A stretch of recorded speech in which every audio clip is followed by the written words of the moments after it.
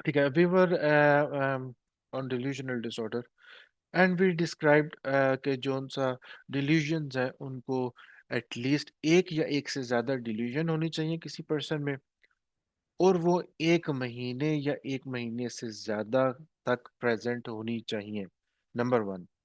Number two, schizophrenia उस person में diagnose नहीं हुआ हुआ होना चाहिए। नंबर थ्री, डिल्यूजन्स के अलावा उसकी ज़िंदगी पे कोई असर नहीं होना चाहिए। नंबर फोर, मैनिक या डिप्रेसिव एपिसोड्स हैं तो वो बिल्कुल थोड़े टाइम के लिए होनी चाहिए। जितना डिल्यूजनल का पीरियड है 1 महीने का, उससे बहुत थोड़ी से टाइम के लिए होनी चाहिए, मगर उससे ज़्यादा ना हो। और जो डिस्टरबेंस है लास्टली, वो किसी नशे की चीज़ की वजह से नहीं होनी चाहिए, या किसी मेडिकल कंडीशन की वजह से नहीं होनी चाहिए, या किसी और डिसऑर्डर की वजह से उसमें डिल्यूजन ना हो। Then we can say he has delusional disorder. इसमें हम लोग अब स्पेसिफाई कर सकते हैं कि किस टाइप के डिल्यूजन है उसमें। एरोटोमेनिक टाइप है। आ, इस erotomanic is actually very funny type of delusional disorder. इसमें पर्सन का यकीन ये होता है कि वो कोई और पर्सन जो है वो उससे प्यार करता है। फॉर एग्जाम्पल, टेलर स्विफ्ट का आप लोगों ने काफी नाम सुना होगा। Taylor Swift is a very popular singer. उस बेचारी का जो घर है उसमें काफी दफा लोग गन्स लेके आ जाते हैं, और गन्स लेके आ जाते हैं, और वो ये समझ रहे होते हैं कि टेलर स्विफ्ट को उनसे प्यार है, और वो टेलर स्विफ्ट से जान छुड़ाने की कोशिश कर रहे होते हैं। इस वजह से वो गन्स लेके उसके घर आ जाते हैं। This is actually happened. Taylor Swift herself described it in an interview, जिसकी वजह से उसने अपना घर चेंज कर लिया, और अब घर जो है उसको आप किसी चाहे और ना के पीछे लगा चले दिया। जाना। ये कौन सी मीटिंग कुछ चीज चाहिए ना, मैसेज दे देना जी। तो this is erotomanic type of delusion. इसके अगर डिल्यूजन की एक type grandiose baby child just describe right now, कि बंदा समझ रहा है कि वो जीसस जितना इंपॉर्टेंट है या कायद आजम जितना इंपॉर्टेंट है, दुनिया की हिस्ट्री में एक इंपॉर्टेंट पर्सन है वो। जेलस टाइप डिल्यूजन, जिसमें पर्सन ये समझता है कि उसका जो स्पाउस है, बीवी है, या उसका जो लवर है, वो अनफेथफुल है उसके साथ। um, अब डिल्यूजन में और एक्चुअल किसी को अनफेथफुल होने में थोड़ा डिफरेंस है। अगर पर्सन के पास प्रूफ है कि उसका जो स्पाउस है वो किसी और के साथ सो रही है, या किसी और के साथ उसके रिलेशनशिप्स है, उसके पास सबूत है, then that is not a delusion, क्योंकि उसका सबूत है। बट अगर वो बिल्कुल फेथफुल स्पाउस है, और उसने कोई गलत काम नहीं किया, एंड कॉन्स्टेंटली ये पर्सन ये सोच रहा है कि मैं मेरी जो बीवी है वो मेरे साथ फेथफुल नहीं है, फिर ये डिल्यूजन में आता है। Jealous type delusional disorder, jealous type. और उसमें भी 1 मंथ से ज़्यादा होना चाहिए, कि वो कॉन्स्टेंटली 1 मंथ से ज़्यादा सोच रहा है कि मेरी बीवी जो सी है वो अनफेथफुल है, फिर you can say that it is a delusional disorder which is jealous type. Persecutory type, इसमें पर्सन का डिलीजन ये होती है कि कोई ना कोई उसको मारने की कोशिश कर रहा है, कत्ल करने की कोशिश कर रहा है, या उसको हरास करने की कोशिश कर रहा है। ये वाले जो disorder, this sometimes become very dangerous type of disorder, क्योंकि इसकी वजह से पर्सन जो है फिर स्कूल जाना छोड़ देता है। पर्सन कहीं पे जाना, लेट से कहीं फैमिली गैदरिंग हो रही है, फैमिली गैदरिंग पे नहीं जाएगा। उसको ये ख्याल होगा कि फैमिली जो वाले मुझे जो खाना देंगे वो उससे मैं कत्ल हो जाऊंगा। इस वजह से वो फिर ऐसी जगहों पे जाना ही छोड़ देता है, परसिक्यूटरी डिल्यूजन टाइप की वजह से। सोमैटिक टाइप इसमें वो होती है कि डिल्यूजन में कोई बॉडीली जो फंक्शन है या सेंसेशन है उसमें कोई प्रॉब्लम आ गई है, ये उसका डिल्यूजन होती है। मिक्स टाइप इसमें ये होता है कि एक जो थीम है वो प्रोमिनेंट नहीं है, काफ़ी सारी थीम्स कलेक्ट हुई हुई है, मिली हुई हैं आपस में। अनस्पेसिफाइड टाइप, जिसमें आप क्लियरली आइडेंटिफाई नहीं कर पा रहे कि उसमें कौन सी डिल्यूजन है। इन सारी टाइप्स में से आप जब क्लियरली नहीं डिफाइन कर पा रहे तो उसको अनस्पेसिफाइड टाइप पे आप डाल देते हैं। आ, इसके अलावा हम लोग स्पेसिफाई करते हैं कि इसमें बिजार कंटेंट है कि नहीं है। फॉर एग्जांपल, इंडिविजुअल का बिलीफ कि स्ट्रेंजर जो है उस किसी कोई स्ट्रेंजर आया उसके घर में, और उसके जो उनसे इंटरनल ऑर्गन्स थे वो निकाल के लेके चला गया। इसमें ये भी होता है बिजार कंटेंट में कि समटाइम्स बंदे का ये बिलीफ होता है कि एलियंस आए, जब वो सो रहा था, जब भी वो सोता है एलियंस आते हैं, उसके ऑपरेशन करते हैं, उसके अंदर का कोई किडनी या उसका स्टमक निकाल के तो वो ले जाते हैं। This is also part of bizarre content. इस किस्म का जो बिजार सा कंटेंट है ना, वो उसको फिर हम कहते हैं कि bizarre content with bizarre content है ये। If specify if the following course specifiers are only used after 1 year duration of the disorder. Uh, अच्छा, currently in acute episode.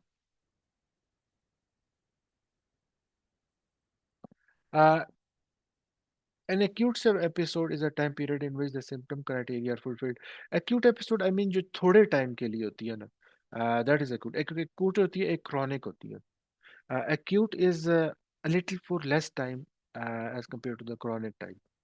Uh, but इसमें ये होता है कि first manifestation of the disorder meeting the defining does not time criteria. Uh, थोड़े time के लिए, थोड़े टाइम मीनिंग कि डिल्यूजन का 1 मंथ का टाइम पीरियड तो पूरा हो रहा है, बट थोड़ा सा टाइम ही है। इट इज़ नॉट लाइक कि वो ईयर्स के लिए पास कर रहा है। फॉर एग्जांपल ये नहीं है कि अगर 20 साल के बंदे को डिल्यूजनल डिसऑर्डर हुआ है, अब वो 40 साल का हो गया तो अब भी उसको डिल्यूजनल डिसऑर्डर ही, ऐसा नहीं है। 1 मंथ का पीरियड ही था 20 ईयर की एज में, और उसी में वो ख़त्म भी होगा। That is in acute episode, first episode में है वो। Currently in partial remission, currently full remission. This is also the same thing. इसमें किसी का कोई क्वेश्चन है अब तक तो वो पूछ लो।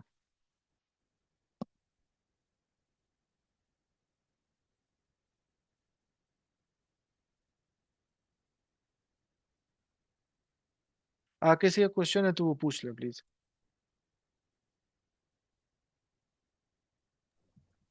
Excuse me sir. जी जी बोलो। सर आपने अभी एक्यूट पीरियड के बारे में बताया, तो वो 1 मंथ के अंदर ही खत्म हो जाए, that is called acute period, right? Acute period थोड़े टाइम के लिए as compare to the chronic period. As compare to chronic period. Okay. Okay sir. ठीक है, इसके अलावा कोई क्वेश्चन?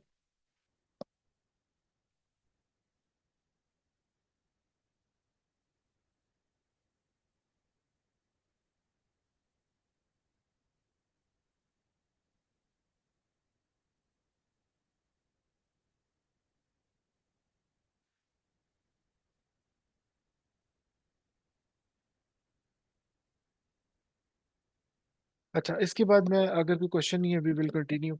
इसकी प्रिवेलेंस जो है दैट इज 0.2% है। फिनिश सैंपल जो इनको मिला था उसमें 0.2% में डिल्यूजनल डिसऑर्डर था। uh, जो डिल्यूजनल टाइप में जो जेलस टाइप है वो सबसे ज़्यादा कॉमन है मैन में रादर देन वेमेन। इसके अलावा but there are no major sex and gender differences in overall frequency of delusion disorder. But overall जो उनसे कोई जेंडर डिफरेंसेस नहीं है, एक्सेप्ट जो जेलस टाइप है उसमें ज़्यादा मैन में होता है as compare to the female. और 0.2% इनको मिला था जो फिनिश पीपल पे इन्होंने रिसर्च की थी, फिनलैंड के लोगों पे। इसके अलावा डेवलपमेंट में अगर हम इसको देखें तो जो वो मोस्टली जो पीपल है विद डिल्यूजनल डिसऑर्डर वो बाद में जाके स्किज़ोफ्रेनिया डेवलप करती हैं। Whereas about a third of the individual with delusional disorder of 1 to 3 month duration subsequently receive a diagnosis of schizophrenia. Uh, और अगर स्किज़ोफ्रेनिया का जब उनमें डायग्नोज हो जाए उसके बाद 6 to 12 मंथ्स उनको गुजर जाए तो फिर उसको स्किज़ोफ्रेनिया ही डायग्नोसिस मिलता है। This is development and course of this disorder that is being mentioned here.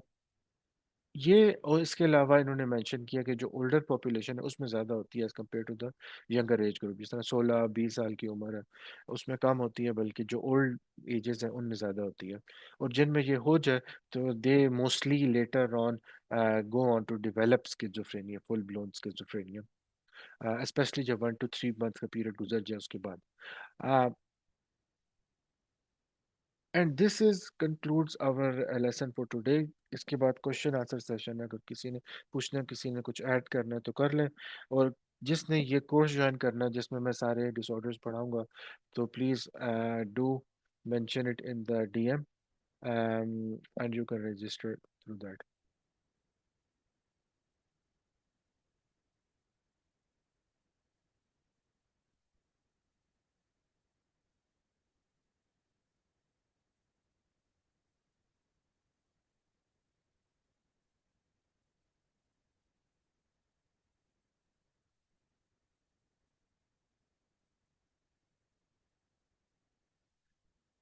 किसी का क्वेश्चन है, anyone want to say anything, I am still available.